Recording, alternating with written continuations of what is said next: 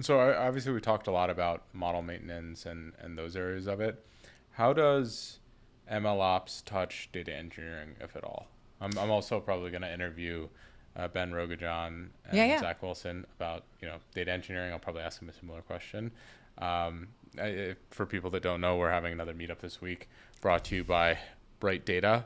So special thanks to them for making it possible to have all these incredible guests, actually in person this time. It's going to But be but so exciting. but to the question, how do you how does MLOps fit with the data engineering side? Does it touch the data pipelining and that type of stuff, or is it a little bit separate from that? Yeah, yeah, absolutely. So I think and I would be so curious to see like more talks or content about this because there is like a little, a little bit of a sort of bias towards like every kind of discipline or role sort of speaking to like how important their role is. Um, so in a lot of like content out there, you see like MLOps peeps going like our role is super important and encompasses all these other things, and vice versa. But for example, like currently, like in my role, like we're technically for a part of the time we were actually technically part of the data engineering org. Um, and in a lot of places, like there's a very tight collaborative relationship. So where do the boundaries kind of begin or end? So for our data engineering teams, they're not just focused, like the data scientists are the primary consumers, but they're not just focused on the data scientists. A lot of times they're working on data for like the wider company initiatives. And this includes like analytics and metrics for like the business teams, like marketing, sales, customer success. It's not just like machine learning models. Where we so they're responsible for like the data warehouses, for the data pipelines, and occasionally like there's some tables and that they are sort of monitor more closely because they're related to finance or like these metrics or like these metrics and calculations that really should not be like changing, right? Where their kind of responsibility ends a little bit is when the data scientist starts doing like feature engineering and like acquiring the data that they need for their models.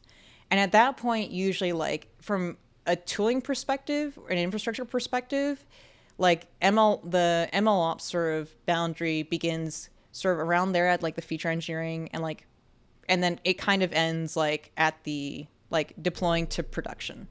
But even then, like so for example, if we have a machine learning model that's like a live service, so for example, a recommendation service, right?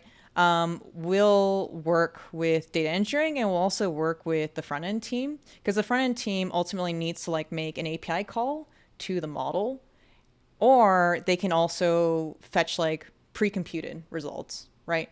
So that those are cases where like we'll work very closely with data engineering to make sure that like, for example, we're not screwing up a bunch of the tables, but also that it is like performant and like customers do get the most value out of their models. Yeah, it's funny. I mean, it seems to me like MLOps has more in common with data engineering than it does with pure data science Yeah, because it's the absolutely. process of systematizing, it's making sure things don't fail, it's monitoring, which is really important Yeah. related to data quality and those types of things.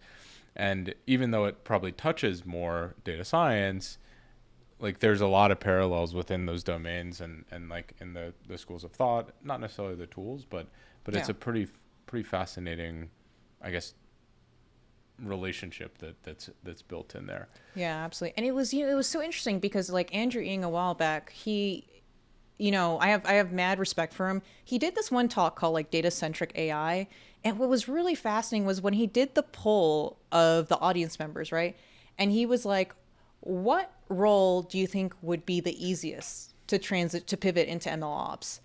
And a lot of people thought like data scientists, and it was really fascinating. The result was like the number one role that people thought would make the easiest pivot into ML ops was a data science or data scientist, and the I think the last was like DevOps, and I thought that was wildly inaccurate. At least like from my experience, I know for me, if I had tried making the jump from I guess I did kind of pivot from data science to ML ops, but I did spend a lot of that time like actually working on productionizing like machine learning models and building up the data pipelines for this like one startup I was working on during COVID. That was in based in real estate tech.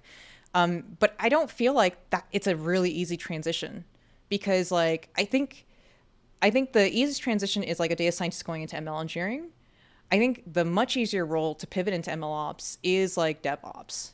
And it's really kind of interesting. Like I see a lot of the roles out there in the job descriptions for ML ops, and I don't know if someone like really entry level could immediately jump into like an ML ops engineering role.